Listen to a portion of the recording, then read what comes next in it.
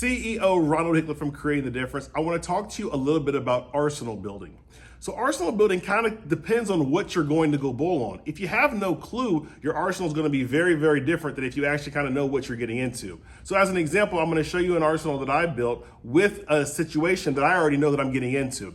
The environment that I'm going to it's a wet, dry condition, but it's blended really well. And for the most part, you can get away with bowling balls that don't have a lot of surface, and that allows you to be able to get that hole that you're looking for when you miss in, and that free hook when you are missing out. So I'm gonna talk to you a little bit about the bowling balls that I've chose, kind of why I've chosen them, and kind of maybe how you can use that information for you and your game.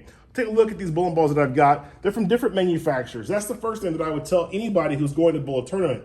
You want bowling balls from different manufacturers because that's gonna allow you to take advantage of whatever that manufacturer is great at building. Some manufacturers are great at building bowling balls that hook earlier. Some build bowling balls that are great at hooking late. At the end of the day, you want to get a range of performance, a range of ball motion relative to what you're bowling on. For me, like I told you, this type of environment that I'm going to tends to allow bowling balls that are a little bit shinier in nature to perform the best. At the same token, I'm going to bring a couple of bowling balls that have some surface.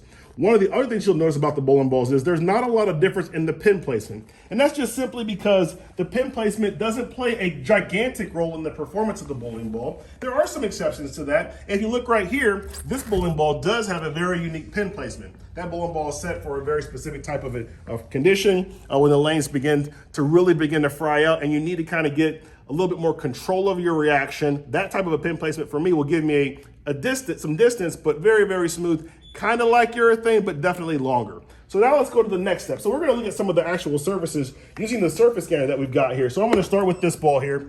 This bowling ball here is at 4,500 grit, okay? This bowling ball right here is also at 4,500 grit. And like I said, I don't need a lot of surface on my bowling balls in this environment that I'm going to. But these bowling balls are gonna roll differently because they're from different manufacturers.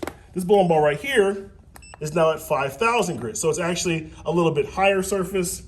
This bowling ball right here is at 5,500. This bowling ball right here is at 6,000. So you can see there's a little bit of difference in terms of what these finishes are on these bowling balls. And this bowling ball here is also right at 6,000. Then I've also got my spare bowling ball, which obviously that's probably the most important bowling ball you should have, which is your spare bowling ball. And then here's the best thing, right? I'm going to this environment. I think I know what's going on. I've been there before, but what happens if I get there and my grits are not aggressive enough? That's where having a 6-pack of TrueCut sanding pads comes into play, because that's gonna allow me to change the surface of any of these bowling balls at any point in time in practice or before competition actually begins. Here's the last little tip that I'll give you on that.